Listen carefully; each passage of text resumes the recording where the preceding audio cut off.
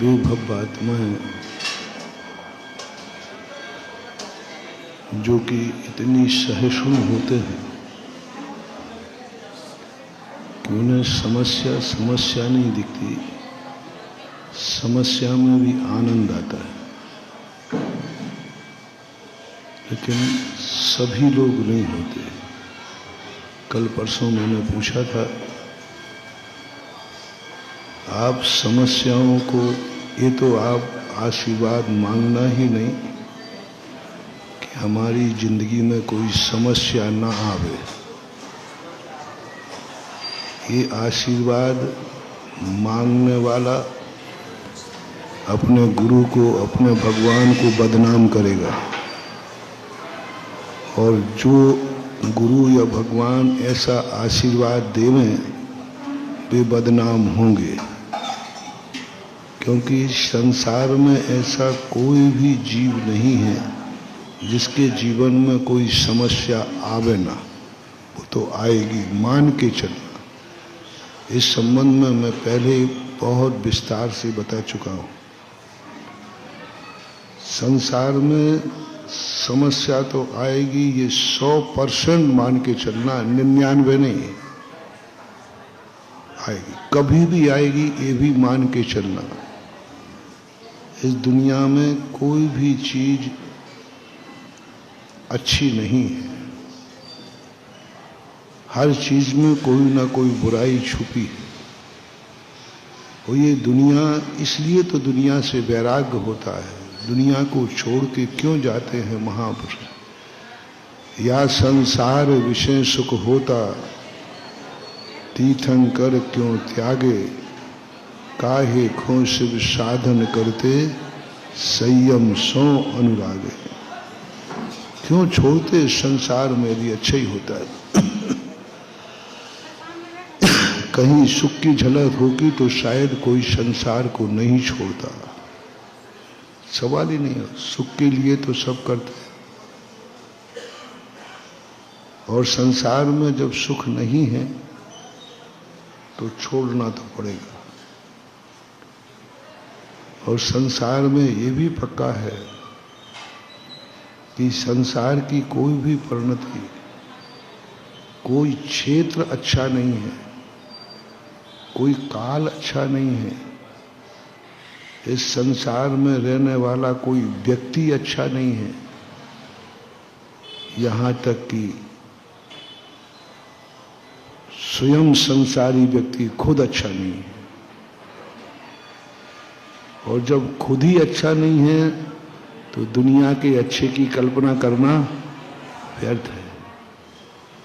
हमारे पास जो कुछ भी है वो भी गंदा है। मेरी आंखें, कान, नाक, ये सब कोई ना कोई गंदगी लिए बैठे हैं। इनको हम पवित्र कैसे माने? ये काम भी गंदा करते हैं और स्वयं भी गंदे हैं। इसलिए तो 12 भावना में कहा ना, अशुचि भावना में, नव द्वार वहें घिनकारी, असी देह करें किम यारी। पांचों इंद्रियां को नाली बना दिया, गंदगी बना दिया, घिनकारी पदार्थ बहते हैं इसमें से। इससे जब हमारी इंद्रियां अच्छी नहीं है, हमारा मन अच्छा नहीं है, हमारा ज्ञान भी अच्छा नहीं है, वो भी बुरी संगति में पड़ा है। कुंद भगवान ने कहा, क्या करें हम, हमारा ज्ञान ही अच्छा नहीं है। जब हमारा ज्ञान ही बुरा हो गया तो अब हमें किसका सहारे पे जाए? उभियोगस्य अनायि परिणामा तिन्नि मोह जुत्तस्य, मिच्छतम अन्नानम अविरध भावे ही जोगे ही। प्रवचनसार चारित्र चूल का। उभियोगस्य अनायि परिणामा तिन्नि मोह जुत्तस्य। हमारा खुद का उपयोग अनादिकाल से मिथ्या की संगति में, अविरति की संगति में, कसाय की संगति में, योगों की संगति में आकर के ये भी बिगड़ चुका है। जब अपना ही व्यक्ति बिगड़ जाए तो अब किससे उम्मीद करें? अपना ही दाम खोटा है तो परखैया को का दोष है। अपना ही दाम खोटा है, अपनी ज्ञान खोटा हो गया, अपनी इंद्रियां खोटी हो गई, अपनी किस्मत खोटी हो गई, और सारी दुनिया तो खोटी है ही। ऐसी स्थिति में क्या करें? अपन विगत दिनों इस संबंध में संसार के स्वरूप को समझ चुके। कोई अच्छे की कामना मत कर, है ही नहीं दुनिया में। और जो त्रिकालिक शुद्ध हैं वे हमारे कोई काम के नहीं, कोई काम के नहीं। वे उदासीन हैं। धर्म अधर्म आकाश काल त्रिकालिक शुद्ध हैं, वे उदासीन हैं।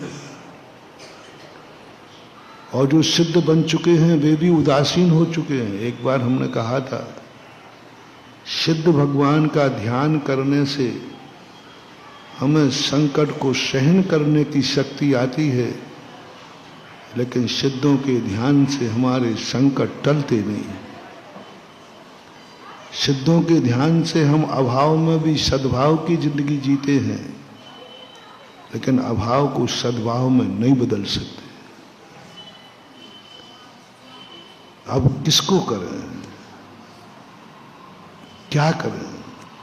सहन करने की शक्ति है नहीं कि आने दो, कितने संकट आते हैं।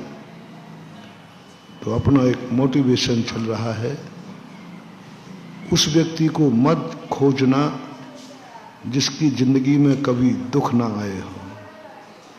वो व्यक्ति तुम्हारे कोई काम नहीं आएगा। कल ही परसों कही थी ना, अपन रो रो के मर जाएंगे तो भी वो पसीजने वाला नहीं है, क्योंकि उसे दुख का अनुभव ही नहीं, कोई अनुभव नहीं होता। उनको पता ही नहीं कि दुख क्या चीज होती, उन्हें पता ही नहीं कि कांटे का दर्द क्या होता है, उन्हें पता ही नहीं कि गरीबी क्या होती है, उन्हें पता ही नहीं कि भूख भी कोई चीज, उन्हें क्या पता कि वो ठंड क्या है, गर्मी क्या है, कुछ भी नहीं। वे क्या जाने कि पैदल चलने का क्या कष्ट है। अब मैं तुमसे पूछूं, केस लॉन्च करने में क्या कष्ट है? अरे महाराज जी पता नहीं चलता, क्योंकि तुमने कभी केस लॉन्च किया। अब तुम क्या जानो? केस लॉन्च का काम तो हम लोगों से पूछो।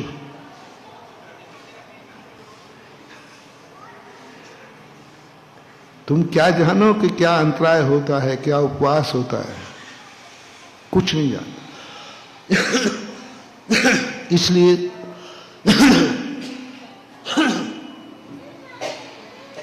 सुखी आदमी को कभी अपनी जिंदगी में नहीं लाना। सुखी आदमी को तो बस इतना ही कहना कि ये पूजा के योग्य है, सम्मान के योग्य है, आराधना के योग्य नहीं है। उसका सम्मान करो क्योंकि वो सुखी है। सुखी आदमी को कभी नाराज नहीं करना, क्योंकि उसे दुख का अनुभव नहीं, वो पैरों से रौंद देगा तुम्हें, और उसको पसीना भी आने वाला नहीं। इसलिए सुखी आदमी से कभी बिगाड़ना नहीं। मैं सदा कहता हूं, पुण्यहीन आदमी पुण्यवान से कभी नहीं बिगाड़े, क्योंकि वो पुण्यवान है, मिटा देगा बिगड़ जाएगा। तो किसी भी क्षेत्र में हो, जो व्यक्ति तुम्हें लगे ये सुखी आदमी है, उससे बिगाड़ना नहीं, लेकिन उसके भरोसे कभी रहना मत। उससे कुछ भी मिलने वाला नहीं है, तो फिर बिगाड़ लो तो बेटा जो हो ये भी मिट जाओगे। सब क्षेत्र में, धर्म के क्षेत्र में भी जो हमेशा से धर्मात्मा है, उनसे बिगाड़ना नहीं, क्योंकि वे धर्मात्मा हैं। कल भी थे, आज भी हैं, कल भी रहेंगे। इनसे बिगाड़ना नहीं। इनकी जय बोलना, पूजा करना, नमोस्तु करना, सब करना, लेकिन इन धर्मात्माओं के भरोसे मत रहना, क्योंकि ये कल भी धर्म थे, आज भी हैं और कल भी। इनको अधर्म का स्वाद ही पता नहीं है, कुछ नहीं जानते, कुछ नहीं जानते। और ऐसे कोई महाराज हो जिन्होंने गृहस्थी में प्रवेश ही नहीं किया हो, गृहस्थी जानते ही नहीं हो, ऐसे